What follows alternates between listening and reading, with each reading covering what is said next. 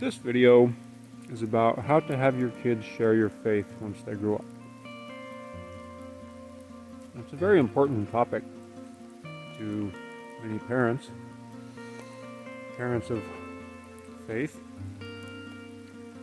in Christ, and even parents of different faiths and beliefs. And from my own personal experience, I have witnessed many departures from the faith of people who grow up and depart from the faith of their parents. And I've thought about it extensively.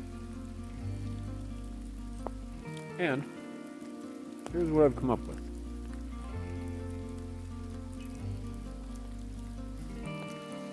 There is one key element that makes it all work.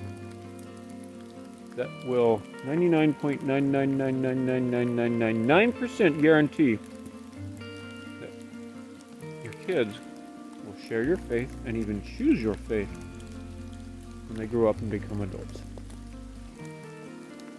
And that ingredient is love. Now, we all know that love is a multifaceted, many-splendored thing, and it's not just one simple definition of the word, but it really does make the difference. And I would like to share a story to illustrate that point. But first, I would like to say that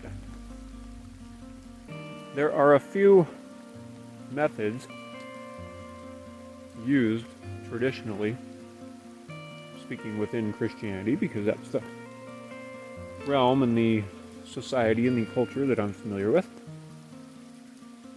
that do not work.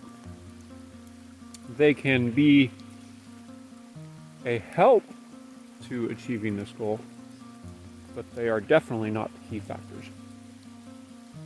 Those are having your children read and know the Bible, memorize Bible verses, making them go to church, having them go to church, Sunday school, etc. And simply telling them about your faith and what you believe. Either you or preachers or teachers, etc.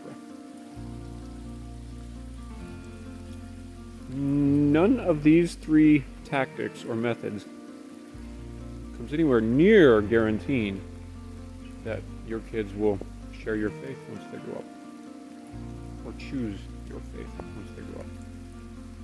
I've witnessed it. Many people have witnessed it. It's not very hard to see in the world. You don't have to look far. So, here's the story. And this story is great because it is a voluntary choosing of another person's faith that we see in the Bible. It's in the Old Testament, it's in the book of Ruth. It's about Ruth and Naomi.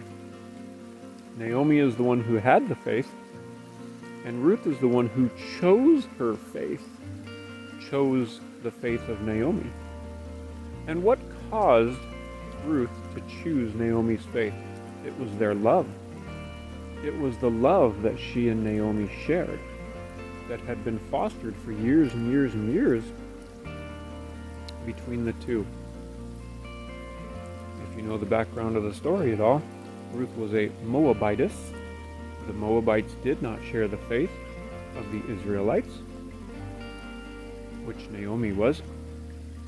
But nevertheless, after 10 or 15 years of being in the same family, as Naomi was Ruth's mother-in-law, Ruth voluntarily chose not only to return home to Naomi's homeland with her, but also to choose to have Naomi's God, the God of Israel, be her God.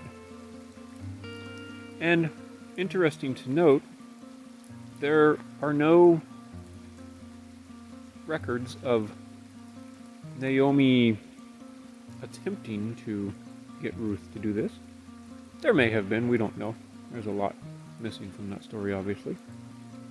But it is so interesting to note that Ruth voluntarily chose Naomi's God because of the deep love, which is evident in the story, that existed between them.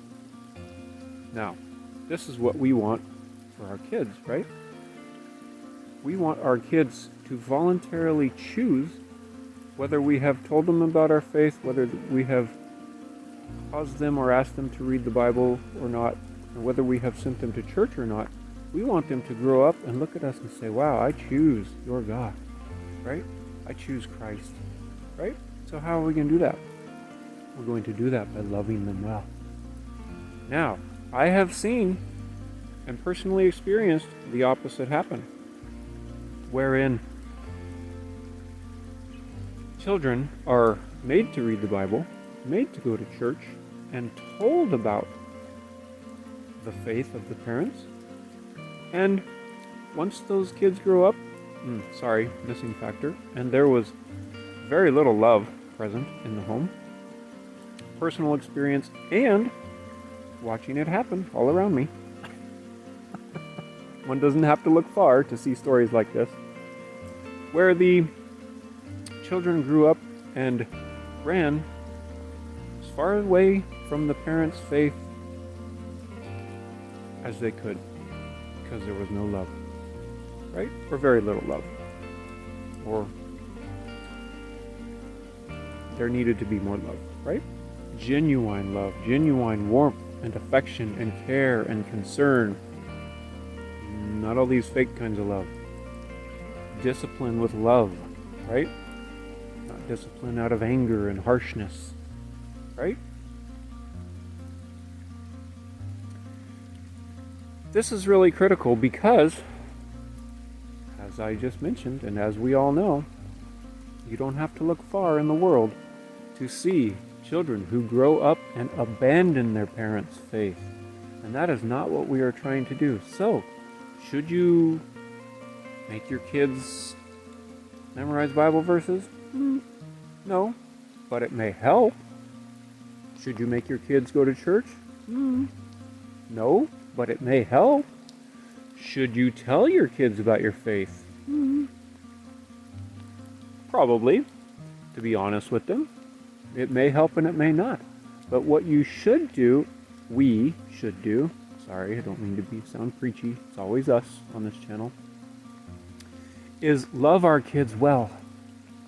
Love them, love them, love them. And all of the multifaceted ways that love is expressed, which we know, topic for another video, is not just a simple thing.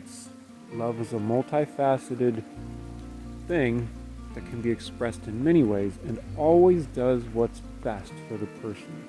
Always. This 99.9999999% guarantees that your children, our children, will grow up and choose our faith. Why? Because human beings are made for love. We are, at our core, love-receiving machines. That's what we're made for. And we will all gravitate naturally to where we experience the most love.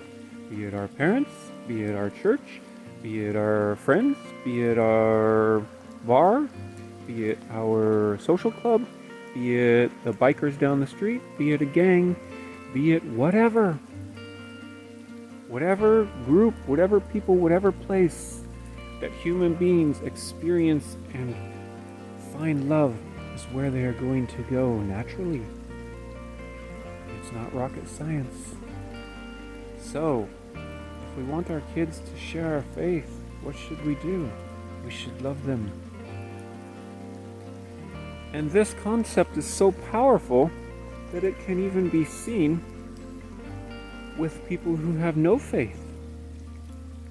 If those parents, atheists, other faiths,